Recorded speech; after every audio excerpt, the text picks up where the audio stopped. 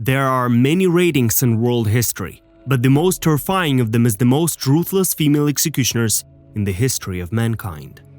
In this ranking, in third place is a young 23-year-old girl with angelic appearance, a person whose crimes against humanity are shocking even 77 years later. This is X War History, and today we will tell you about Irma Grese and her story.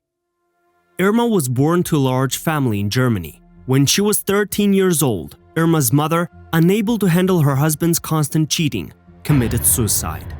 The woman drank hydrochloric acid, leaving her 5 children to her unfaithful head of the family.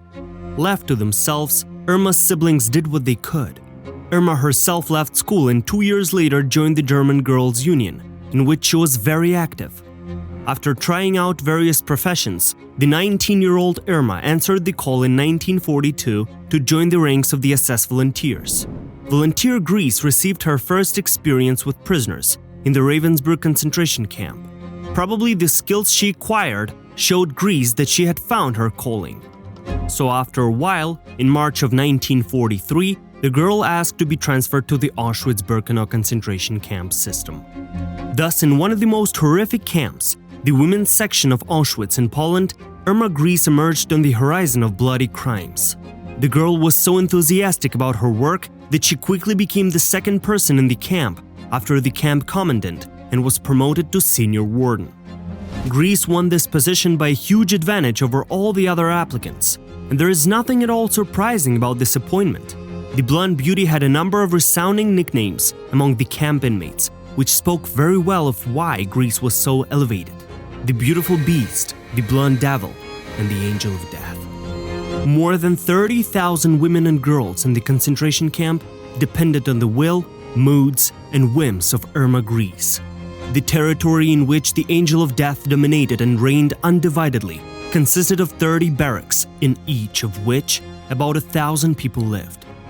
As a matter of fact, Grese looked simply stunning in appearance, which often misled newly arrived prisoners.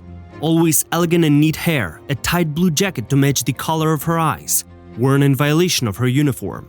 To this was added the fragrance of exquisite perfume, and before the prisoners in the flesh was born the first agony of looking daily in ragged and smelly rags at a person from another world who had not forgotten what hot water, a warm bed, and a hearty lunch were. True though, in the hands of this representative of another world was a whip encrusted with pearls. The beautiful monster wanted beauty in everything. Of Grese after her release, one of the prisoners, Gisela Pearl, recalled, "Irma Grese was one of the most attractive girls I ever met. She had an angelic face and heavenly blue eyes. Walking through the concentration camp grounds, Irma immediately caught the eye. She was both envied and admired for her beauty. The SS queen liked to wear clothes that matched her eyes, and even her whip was elaborately decorated with precious stones." But if Grese had confined herself to the torment of appearances, she would hardly have achieved her position. The warder loved to watch the experiments that the infamous Dr. Mengele conducted on people. By the way, it was Grese who selected the victims for his experiments. Perhaps it was what she saw that motivated her to introduce her own innovations in the torture of the prisoners. Grese's particular passion were pregnant women, whom she did not touch until a certain point. The torture began at the moment of childbirth. The blonde devil bound the legs of women in labor and could watch the torment of the unfortunate for hours. More often than not, the child born in such conditions died, as did its mother. If a female prisoner survived, after suffering, Grese would send her to the gas chamber. She enjoyed personally selecting those who were going to end their days in the gas chamber. Naturally, the sadist was primarily interested in relatives to be separated. The gas chamber was also waiting for all girls and women with good looks. Even among the prisoners, Grese did not tolerate any competitors. Grese also kept her own kennel, in which the dogs were kept on a starvation diet, and sometimes not fed at all. This was done on purpose. If one of the prisoners collapsed from exhaustion, a herd of hungry dogs would immediately be unleashed on him. What happened next is easy to guess.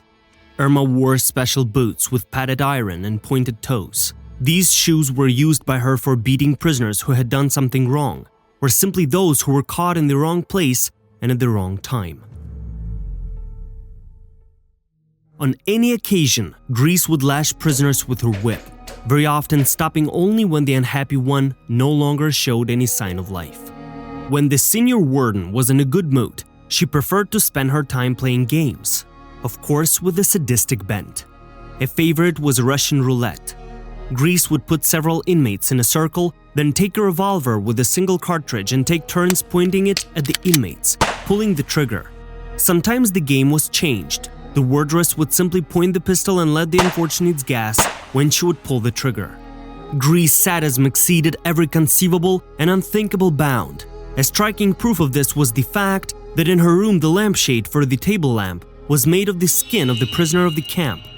At the same time, some inmates recalled that Grease was sometimes astonishingly attentive to her female inmates. The blonde devil was particularly favored by the orchestra musicians. It is never made clear why this was so. Thus, when one of the prisoners complained to her that her sister was ill, Grease ordered her to be transferred to the kitchen and that she had to eat extra rations. Considered to be the most beautiful girl in Auschwitz, the Angel of Death was an outspoken nymphomaniac. Among her lovers were Dr. Mengele and the Auschwitz camp commander. But, not being satisfied with the pleasures of the male sex, as a true nymphomaniac, Grease occasionally entertained herself with women as well, choosing her partners among the prisoners.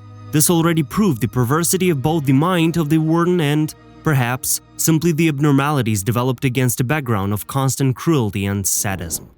When the Red Army began to approach Auschwitz, Grease participated in the transfer of prisoners to Ravensbrück, and when that too was threatened, in March of 1945, Irma Grease was transferred to the Bergen-Belsen concentration camp, where she was arrested by British troops on April 17, 1945. At the time of camp release, about 60,000 people remained alive in the camp, and at least 10,000 unburied bodies. So Grease, along with other guards under escort, dug mass graves to bury the bodies of the unfortunates. And after this, investigators from the Military Prosecutor's Office of the British Army began a case to investigate the crimes of the guards and attendants of the death camps. Among the accused was Irma Grease. A total of 45 people were accused of committing crimes against prisoners, violating the rules of war, torture, and inhumane treatment of prisoners in the Auschwitz and Bergen-Belsen concentration camps. The so-called Belsen trial began on September 17, 1945. The specially created Belsen Military Tribunal provided indisputable evidence of the crimes of all 45 convicts. Despite the fact that today many people are sure about the steadfastness of the war criminals' trial, this was not the case.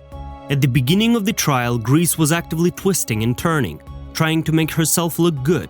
For example, she assured them that she had not been driven into the camp of her own free will, but on the orders of the labor service of the Reich.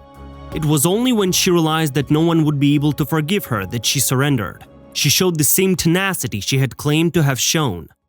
On the basis of the combination of the crimes and the evidence presented to the court, 11 people were sentenced to death by hanging. Among them was Irma Grease. The night before her execution, she and another warden, Elizabeth Wolkenrath, sang loudly. The life of the Angel of Death ended on the gallows on November 4, 1945. In her last letter to her family, Grease wrote that she was happy to accept death for the ideals of the Third Reich. According to the rules for burying war criminals, the burial place of Grease and her comrades in arms was never stated. Thank you for watching our video. Subscribe to X War History and leave a like.